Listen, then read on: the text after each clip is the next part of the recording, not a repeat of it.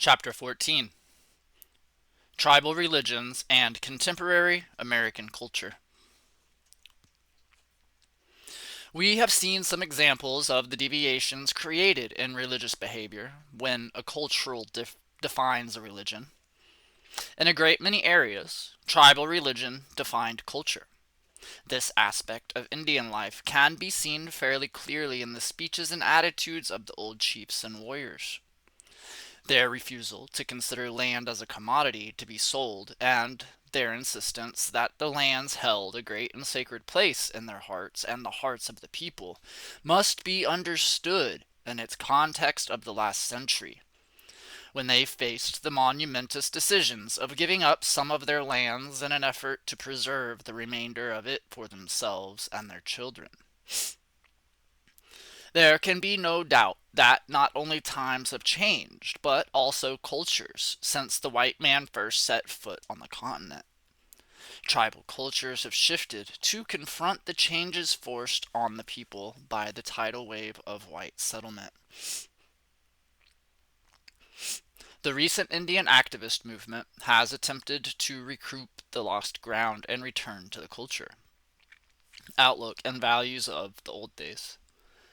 The fundamental question facing tribal religions is whether the old days can be relived, whether in fact the very existence of an Indian community in the modern electronic world does not require a massive task of relating traditional religious values and beliefs to the phenomena presenting themselves. One small example might indicate the extent to which this problem is a daily irritation to Indian people. In some of the traditional pueblos, modern conveniences are rejected, even electricity, and the children of the pueblo attend the public school system, however, and have become accustomed to having cold milk. For the children to have cold milk at home, the pueblo must install electricity. But this innovation will violate the people's religious beliefs. A generation gap of no small distances emerges. What decisions do the tribal elders make about the nature of the tribal religion and the demand of the little children for cold milk?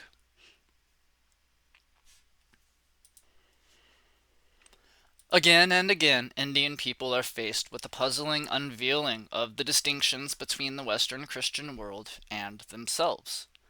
Sacred bundles of the tribe reside in the State Museum, and for centuries they were revered by the people, serving to focus their attentions on their religious experience as a people.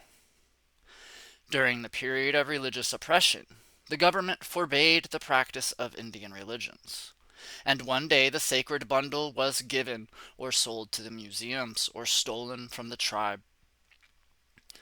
Everyone had given up on the idea that they would ever again be allowed to practice their own religion, and the sacred bundles were considered as the remaining artifacts of paganism.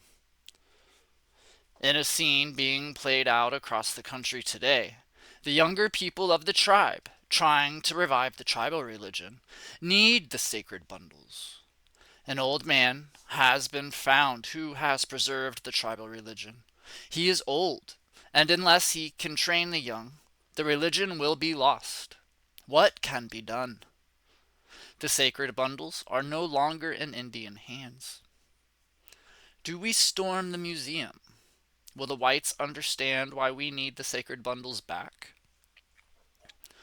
We have been taught to look at American history as a series of land transactions involving some 300 Indian tribes and a growing U.S. government.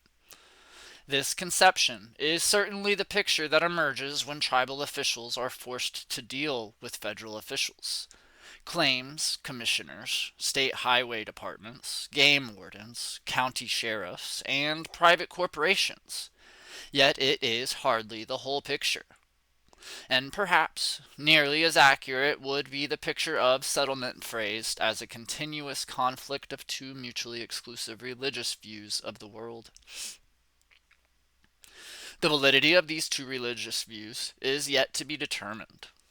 One, Christianity, appears to be in its death throes.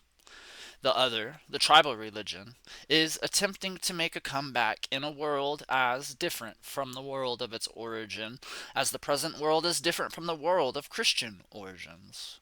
Can tribal religions survive? Can they even make a comeback?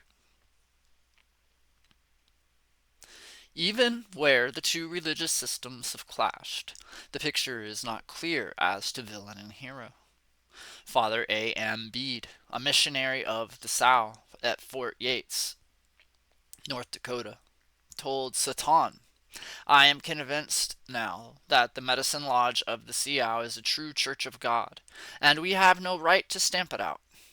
Yet they did try to stamp it out while recognizing the wrong they were doing.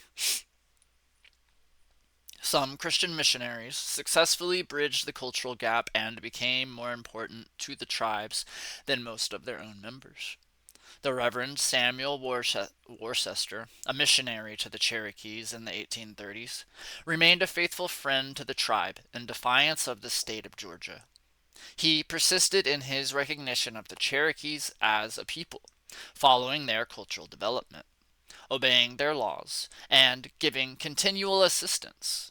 For his loyalty, he was imprisoned by Georgia, and his appeal for release was heard in the U.S. Supreme Court in the famous case Worcester versus Virginia, in which Chief Justice John Marshall gave the definitive statement on the status of Indian tribes under the Constitution. At the opposite end of the spectrum is the Reverend John M. Chivington, an infamous Methodist minister from Denver, Colorado. Chivington served briefly as a colonel in the Colorado Volunteers during the Civil War. Finding no Johnny Rebs to fight, he turned his attentions to the Indians. He planned, led, justified, and celebrated the massacre at Sand Creek, Colorado, in an unexpected dawn attack on a friendly band of Cheyenne and Arapaho Indians in which hundreds of helpless people were needlessly slaughtered. The actions of the Colorado Volunteers remain even today as one of the most barbaric examples of human behavior. Between these two extremes are hundreds of cases of Christian people who reflected well both their religious beliefs and their cultural values in their relationships with Indians. Some were staunch defenders of the tribes they knew. Others behaved in a rigid authoritarian manner without a trace of human feeling. In fairness, one cannot judge the religion of the whites as either good or bad when it came into contact with the tribal religions, only that no consistent set of values ever emerged as peculiarly and gloriously Christian. After 4 centuries of pressure and religious imperialism, many tribal religions disappeared. Some disappeared because the tribes were destroyed or were reduced to such few members that the survivors, dropping their own religion, joined larger tribes and accepted the practices of the host tribe. It has only been in fairly recent times that a number of religions have emerged that cross tribal lines, and foremost of these has been the Native American Church, which uses peyote in its ceremonies. And although universally respected among Indians, the Native American Church has come afoul of the drug laws of the various states and now faces severe repression. Oppression of the people who use peyote sacramentally, connecting them with the drug war, is ludicrous. Very few people belong to the Native American Church, and its services are always held in the most isolated locations and attended by a handful of people. Traffic in peyote is almost non-existent, and it has been used successfully in helping Indians escape from alcoholism. But it is, culturally and theologically, foreign to American culture, and consequently is seen as a threat to social stability. The establishment of reservations generally involved the creation of mission stations at agency headquarters. Some of the treaties gave the missionaries lands on which they promised to build schools, houses for teachers, hospitals, and farms. The tribes failed in many cases to appreciate that allowing the missionaries to enter the tribal lands would inevitably result in religious conflict and dissension among tribal members. We have already seen how Chief Joseph refused to have missionaries around, fearing that they would teach the people to quarrel about God. As the reservations became more permanent, the churches devoted themselves wholeheartedly to converting the people.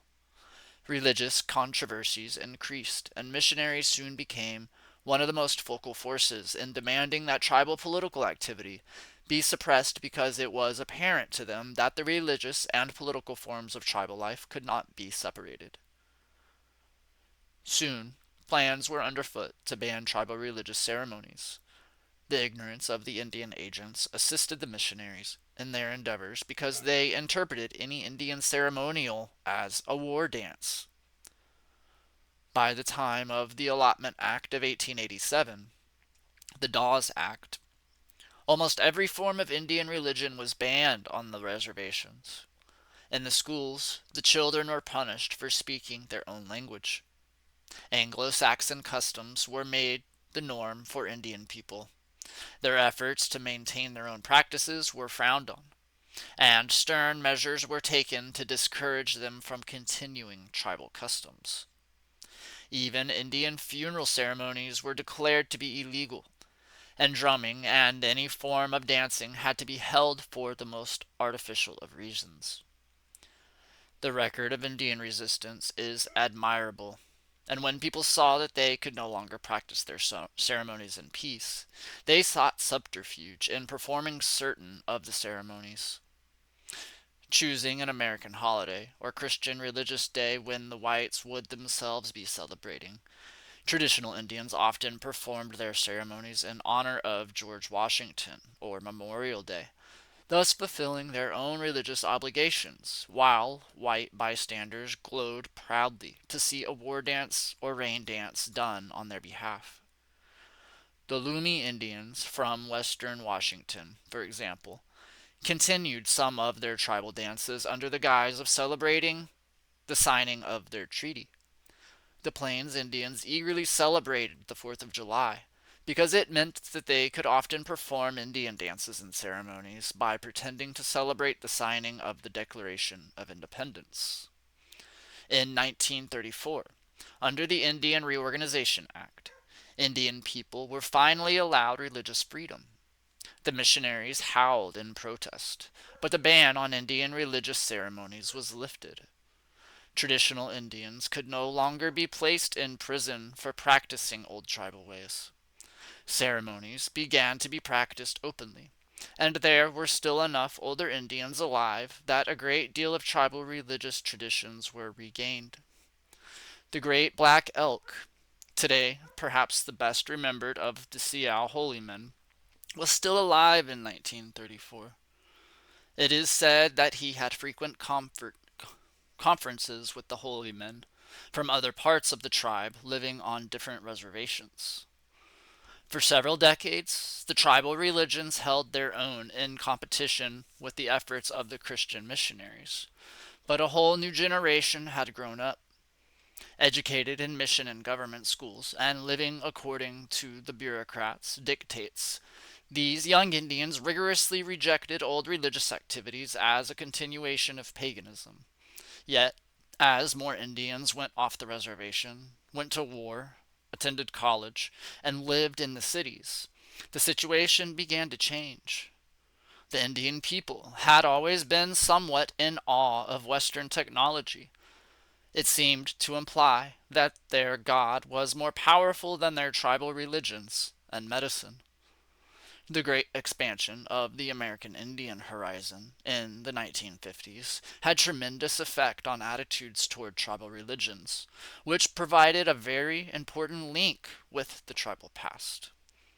Often through healing ceremonies performed by the holy people of the tribe, sicknesses were cured that urban white doctors could not cure.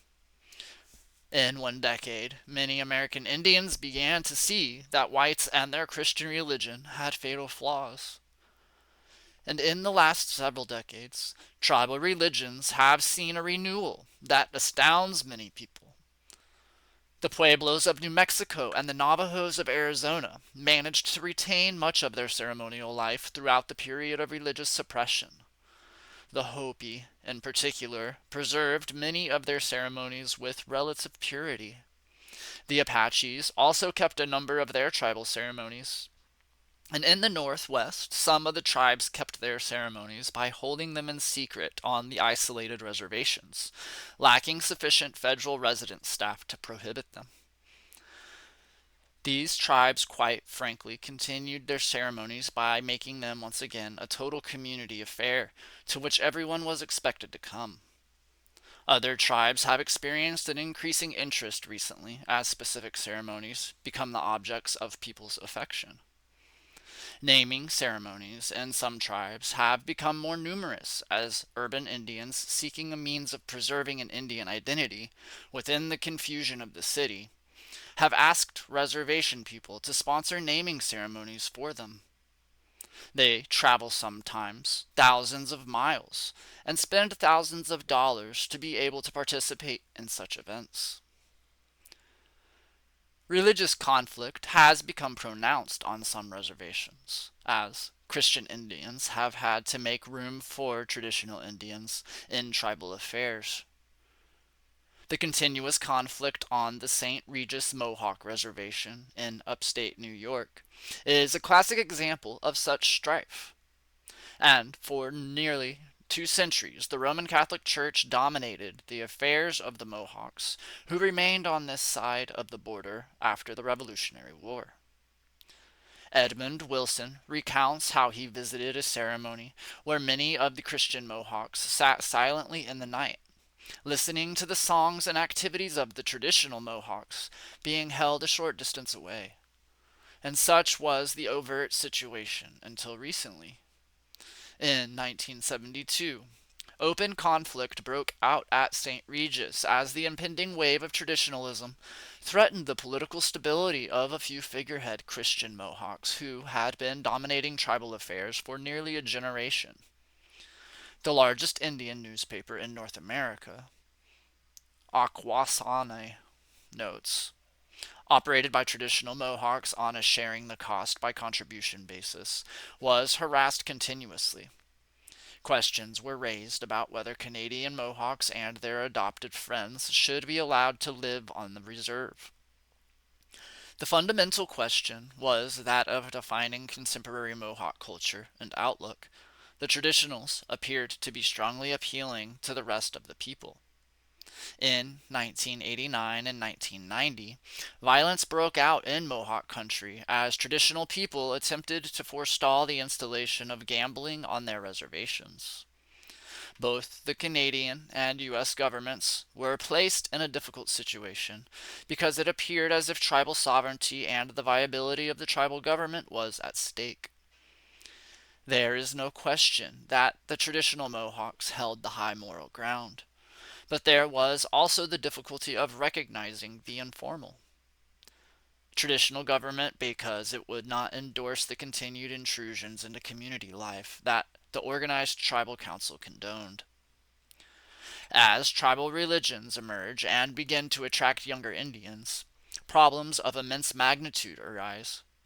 Many people are trapped between tribal values, constituting their unconscious behavioral responses, and the values that they have been taught in schools and churches, which primarily demand conforming to seemingly foreign ideals.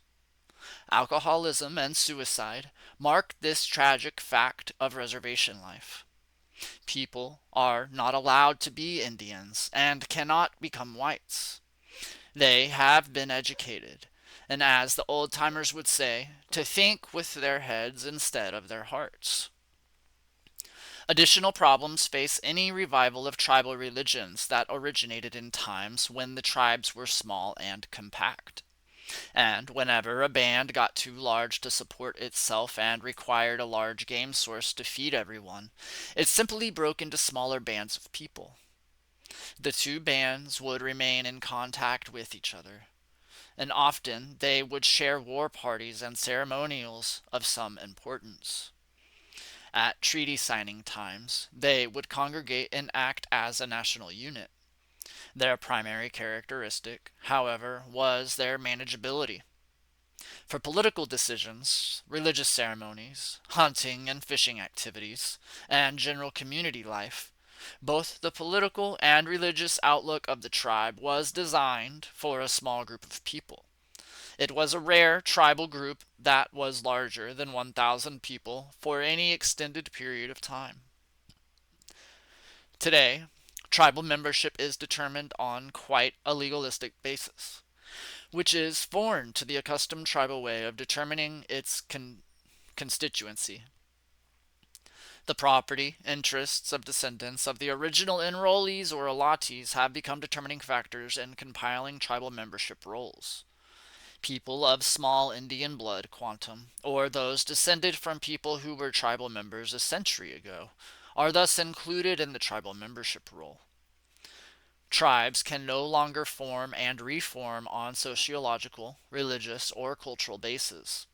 They are restricted in membership by federal officials responsible for administering trust properties who demand that the rights of every person be respected whether or not that person presently appears in an active and recognized role in the tribal community. Indian tribal membership today is a fiction created by the federal government, not a creation of the Indian people themselves. In the 1860s, the Navajo bands who were gathered up and marched to New Mexico to be imprisoned by Kit Carson numbered some 4,000 people, and the basis of their unity as a people was similarity of language and occupation in a commonly defined area. It was not a political unity. And when they were returned to Arizona and given a reservation in the most desolate part of the state, they then fictionally became a distinct tribe, although they had previously composed several distinct independent bands. And today, that same tribe numbers close to 200,000 people. The Navajo have not had sufficient time to develop an expanded religious or political structure to account for this tremendous population explosion. The Oglala Sioux once formed a large numbered tribe, but one that was dominated by a series of brilliant and charismatic chiefs such as Red Cloud, Crazy Horse, American Horse, Standing Bear, and Little Wound. They had a number of bands, virtually acting independently of each other. Thus, Crazy Horse and his people spent most of their time in Montana, with the Cheyennes fighting Custer, while Red Cloud and his people were living in South Dakota, several hundred miles away from that area. It would have been absurd for Red Cloud to have signed a treaty for the Oglala Sioux without having Crazy Horse and the other chiefs also signing for the tribe. Today, the Oglala Sioux number at least 15,000 people, perhaps 20,000. A substantial number live off the reservation and participate only sporadically in community life. Yet, the people must find a way to define what it means to be an Oglala Sioux in today's world. And when such a process is rigidly controlled by federal officials fearful that the Sioux may gain control over their lives, then incidents such as the confrontation at Wounded Knee in 1973 are inevitable. And while the AIM received a lion's share of the publicity at Wounded Knee, it was merely the external symbolic group of which the public was made aware. AIM had been asked to come to the reservation to mount the protest by members of the Oglala Sioux Civil Rights Association, a group formed a year earlier to protest conditions on the reservation brought about by the tribal council's refusal to guarantee civil rights to individual Indians. Cooperating with the two groups was the Black Hills Treaty Rights Council. This council was composed of the elder traditional leaders on the reservation who had tried to preserve the older form of tribal political organization. They had been working all their lives to see that the federal government fulfills its commitments to the Oglala as promised in the Treaty of 1868 and the Agreement of 1876. The situation was further complicated by two other organizations supporting the protest. One, the Landowners Association, was composed of individual Indians who owned allotments of land and wished to use their lands in community cooperatives to form grazing units for the local communities. The BIA, with the concurrence of the tribal council, had placed their lands in larger grazing units and leased these large units to white cattle ranchers. The individual Indians were thus deprived of the use of their lands and were given small rental checks by the federal government.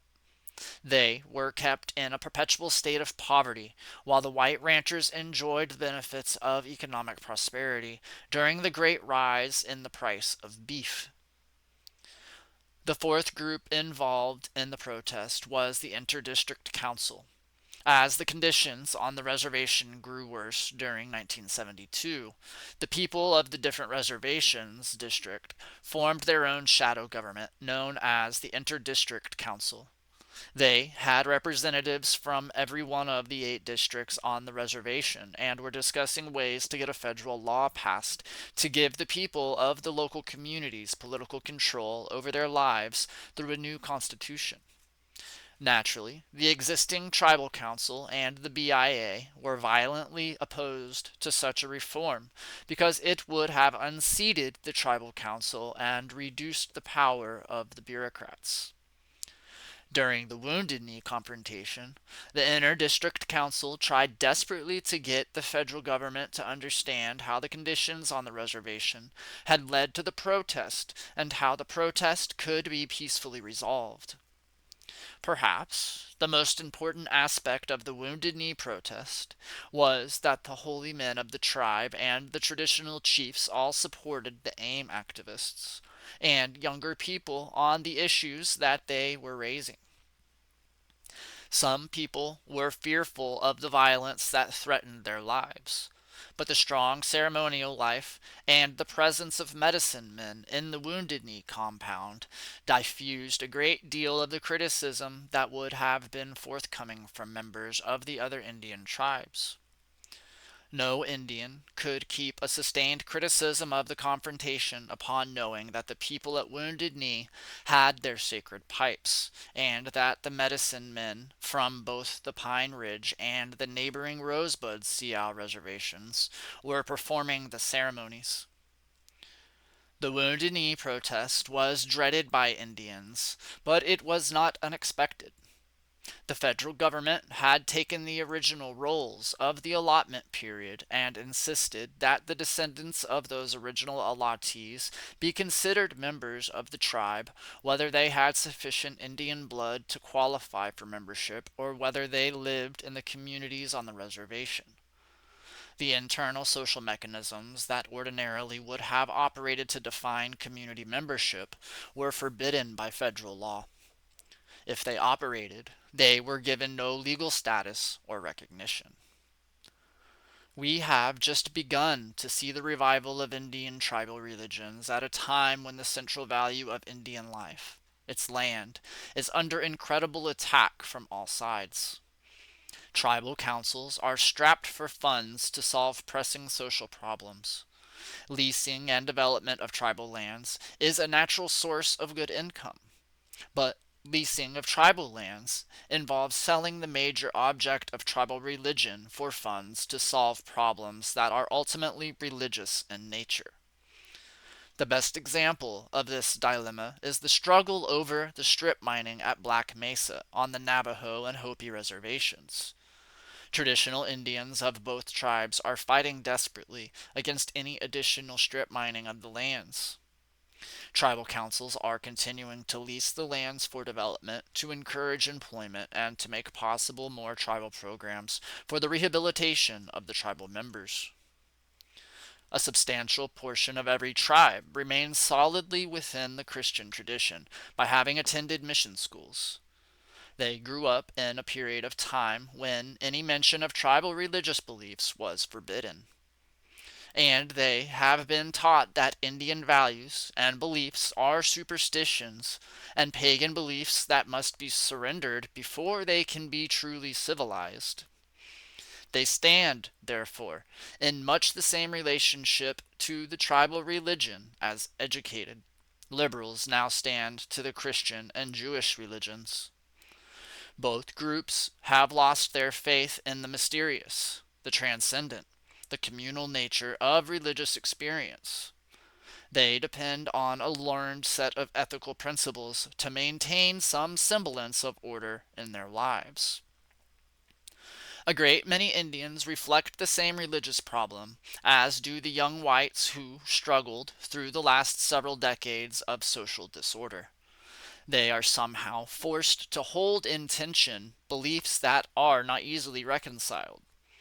They have learned that some things are truly because they have experienced them, that others are true because everyone seems to agree that they are true, and that some things are insoluble and cannot be solved by any stretch of the imagination.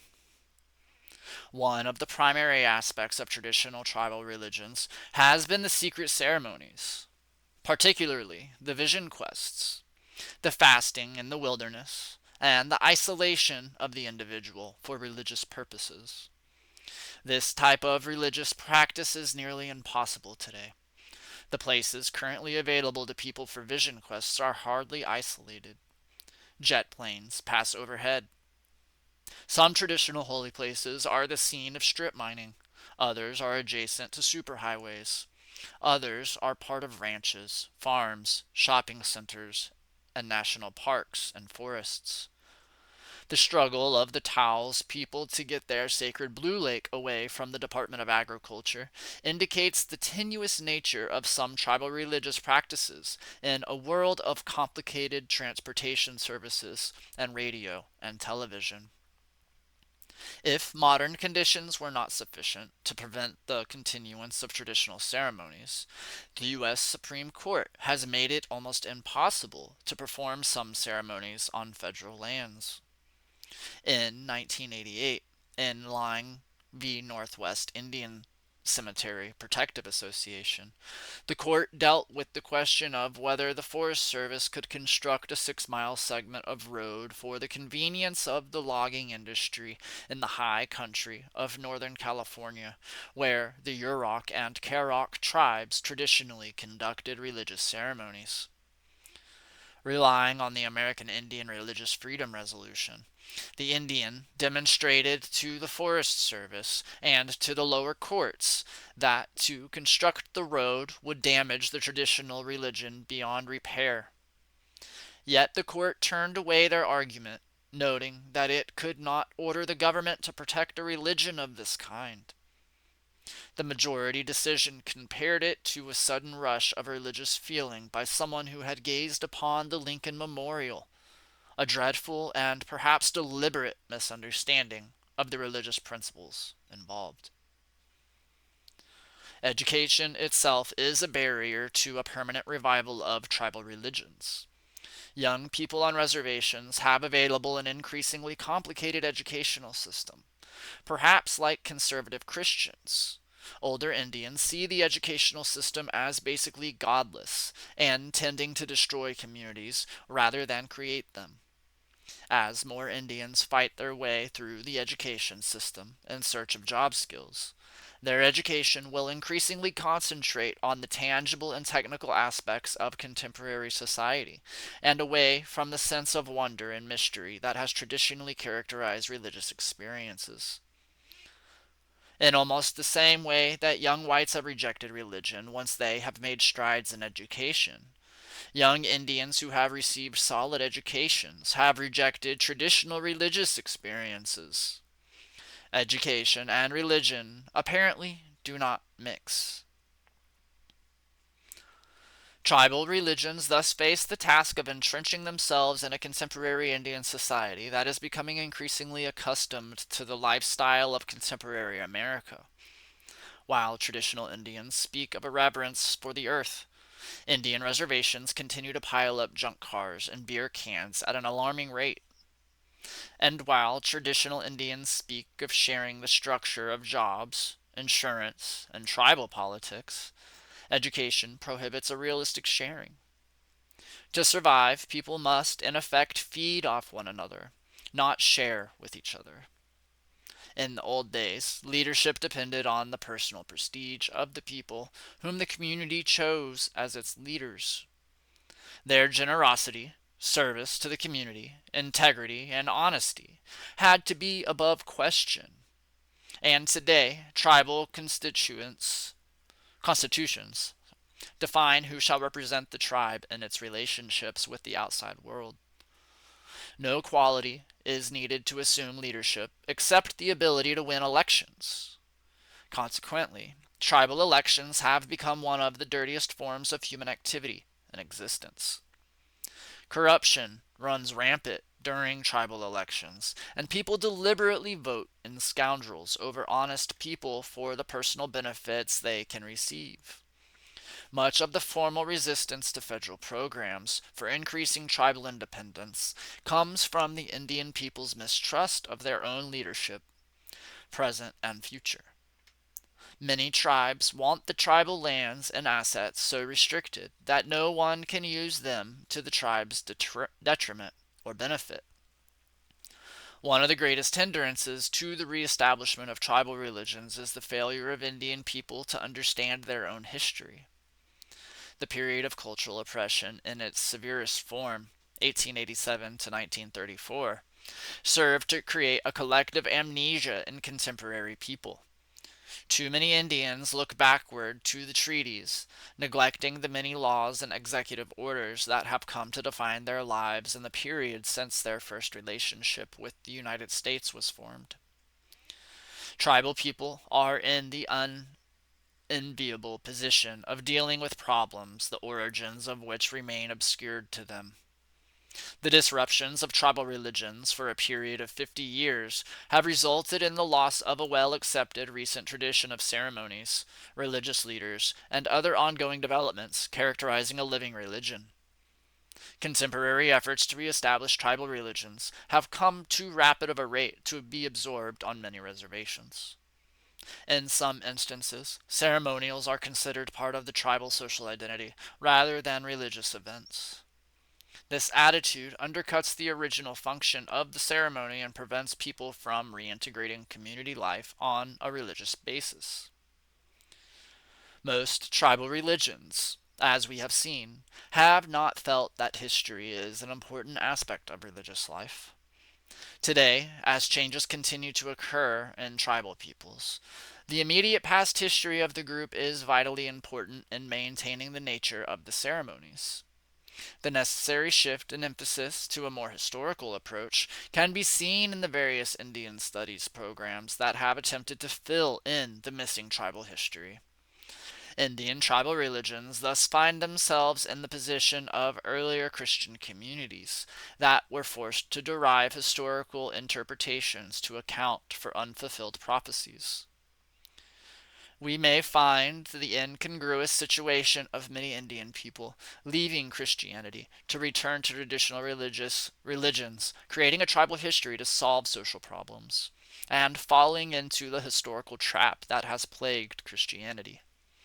It would seem that history itself is a de-ceremonial process that continues to strip away the mystery of human existence and replace it with intellectual propositions. As the mainstream of Christianity begins to face ecology and the problems inherent in its traditional doctrine of creation, tribal religions are running the risk of abandoning the traditional Indian concerns about the creation in favor of a more historical and intellectual religion. Tribal religions in the old days did not create an external ethical system. Cultural considerations involving total tribal life enabled people to merge all societal functions into a unity from which all forms of behavior derived. And with tribal members spread across the country today, and the conditions on the reservation subject to radical shifting at every change of federal policy, there is not that continuity of experience or homogeneous community of people present that would enable Indian people to avoid creating ethical systems based on traditional values. The closest parallel that we find in history to the present condition of Indians is the diaspora of the Jews following the destruction of the temple. A surprising number of Indian activists have made this comparison without considering that the exile of the Jews was for a significant period of time, and that the Jewish people almost immediately developed a strong scholarly tradition to preserve their ceremonies and beliefs in exile. The Indian exile is, in a sense, more drastic. The people often live less than 100 miles away from their traditional homelands, yet, in the relative complexities of reservation and urban life, they might be 2,000 or more years apart. It is not simply a spatial separation that has occurred, but a temporal one as well. Many traditional leaders have recognized this problem. In the 1970s, an intertribal ecumenical council was formed to meet every summer to discuss ways of keeping the people focused on the nature of tribal religions and their meaning for the future of the tribes.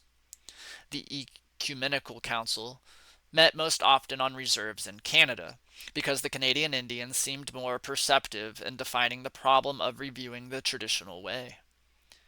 In the summer of 1972, some 500 people attended the sessions, and the number of participants grew each year until it was apparent that the gatherings had deteriorated into pleasant sessions of reviewing the past because people were unwilling to forge into the future. Then the council ceased to exist. One of the chief past functions of tribal religions was to perform healing ceremonies. This function was impaired by lack of any rites to train new people to perform the ceremonies and general lessening of dependencies on tribal medicine men because of the presence of public health. Services, hospitals on the larger reservations, Indian healers were generally considered as superstitious magicians by the missionaries and government officials, and healing arts were lost in many tribes. Today, healing remains one of the major strengths of tribal religions. Christian missionaries are unable to perform comparable healing ceremonies, and a great many still regard Indian healers as fakers and charlatans. This particular field is thus open for Indian religious figures who have received particular healing powers, and traditional healing ceremonies are being recognized by the Public Health Service as competent, complementary healing practices. Some special grants have been given to train more healers and shamans and to have them work closely with doctors trained in internal medicine. The modern world has lost a large number of healing medicines because of the arbitrary rejection of Indian religions. Some tribes had special roots and herbs that had amazing properties. Only a few have remained in use in some tribes, while the vast majority have been lost for a number of reasons. Restriction of Indian people to the reservations has meant that long trips to particular places to gather specific kinds of roots and herbs have stopped. Gradually, people have forgotten which plants were used for what purpose. As the older people have died off, knowledge about a substantial number of medicinal plants has also been lost. The great orgasm of dam building that hit the West following World War II also destroyed a number of Indian medicines. The dams flooded the smaller creek and river bottomlands where many plants grew, leaving only the higher reservation land above water. Even those plants and herbs that had been remembered and used regularly by the people were thus sometimes lost because the places where they grew were underwater. A comparable situation exists on the land that has been reduced to farmland from its original state. Some medicinal plants grew wild on certain parts of the prairie or in certain places in the forests. The prairie, in large part, has now been reduced to erosion-ridden wheat and cornfields, and in most places the forests have given way to farmlands and cities. And when one remembers that a substantial number of people of each tribe lives in urban areas away from the reservation, the problems faced by Indian healers come into sharper focus. Only rather hopeless cases, or those presenting an extreme problem, will reach traditional Indian healers from people outside the reservation. The task of healing will thus take on an Oral Roberts dimension in the future. People will indeed expect miracles, unless there is a determined effort to gather individual knowledge of healing plants, herbs, and earths, as well as general acceptance of the necessity of rebuilding tribal use of healing people. The impact of healing on Indian religions will continue to decline in spite of temporary successes. Perhaps religious healing will lose validity as a ceremonial experience in another generation. A counterpart of the healing ceremonies are the rites performed by the religious practitioners that allow them to predict the future in part or in whole, to give advice on courses of action, and to give general advice and admonitions on a variety of subjects. Divination and foretelling the future were once major parts of religion. With the coming of Christianity, they appear to have lost their respectability. The result of this loss has been the survival of astrology, fortune telling through cards, and the use of I Ching in recent years in Western civilization. Discovering the future was once a major function of tribal religious leaders. It remains today as one of the major strengths of traditional religious people. In the last 2 decades, traditional healers have significantly increased the scope and depth of their ability to foretell the future. The impending Earth catastrophes are appearing more and more in these rituals, and this prospect had meant a great increase in the number of Indians returning to traditional ways. Unlike some Western efforts to predict specific personal fortunes, the information received by Indian religious leaders generally describes situations and conditions that are likely to come to pass, given existing circumstances. There is a sophisticated principle of probability here, reminiscent of modern explanations of modern physics. So, this aspect of tribal religion bears watching and reflection. One can hardly speculate on either the problems or the changes this field will experience in the immediate future. The most important aspect that stands out is the sufficient number of people who can perform this special function. In many tribes, it is a power given to people only after special ceremonies have been undertaken, and it is a power not always given.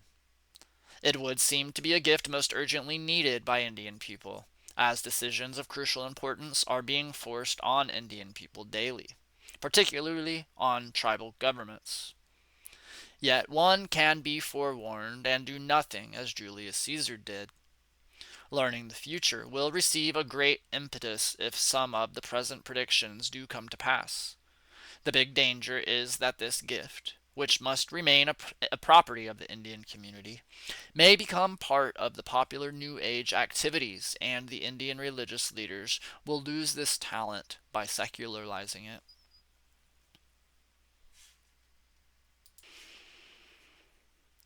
The rapid expansion of the New Age physic phenomena has been unusually detrimental to traditional religions. Non-Indians can pay very attractive fees to Indian shamans, and there has been a good deal of pressure on traditional healers to spend their time working with non-Indians and neglecting their own communities. Unfortunately, there have also been an unusual number of Indian fakers who have invaded suburbia, offering to perform ceremonies, primarily sweat lodges, for anyone with the money to pay. A regular circuit has been established that these people tour in search of gullible whites. It should be clear to non-Indians that if shamans really had significant powers, they would obtain these powers through constant ceremonial practice in their homeland, and they would not be hustling the workshop circuits. but the hunger for some kind of religious experience is so great that whites show no critical analysis when approaching alleged Indian religious figures. A warning light should flash when the Indian practitioners say that their elders told them to go out into the world and teach the traditional ceremonies. If one were to gather the great number of Indians now alleging this divine commission and listen to their patter, it would be clear that they all spent their childhood in the wilderness with traditional people who had never seen whites, and they learned secrets that had been hidden for thousands of years. It would be exceedingly interesting to compare this roster with tribal employment rolls of 2 decades ago, because a good many of the names would be the same. Yet, this alleged background is so irresistible to many whites that, even when blatant frauds are exposed, most of them cling to the belief that they have met a real, traditional Indian. The situation, however, is far from hopeless. On the reservations, we are seeing amazing resiliency in restoring the old ceremonies. A massive shift in allegiance is occurring in most tribes away from Christianity and secularism and back towards the traditional ways. A surprisingly high percentage of Native American clergy are also doing traditional ceremonies, and urban area churches are often the scene of traditional healing ceremonies. The Native American clergy are to be congratulated for their efforts to bring the two religious traditions together. But it is clear that no synthesis will take place. And in almost every instance, the effect of merging the two traditions is to bring attention to traditional ways to the detriment of the particular Christian denomination. The result is that the semblance of a national Indian religion is being born that incorporates major Indian themes. And as people are sensitized to this new religious milieu, being dissatisfied with the lack of specificity in this religious activity, they return to the more precise practices of their own tribes. Thus, it appears that traditional religions in some form will transcend the inroads that contemporary American culture has made. End of chapter 14.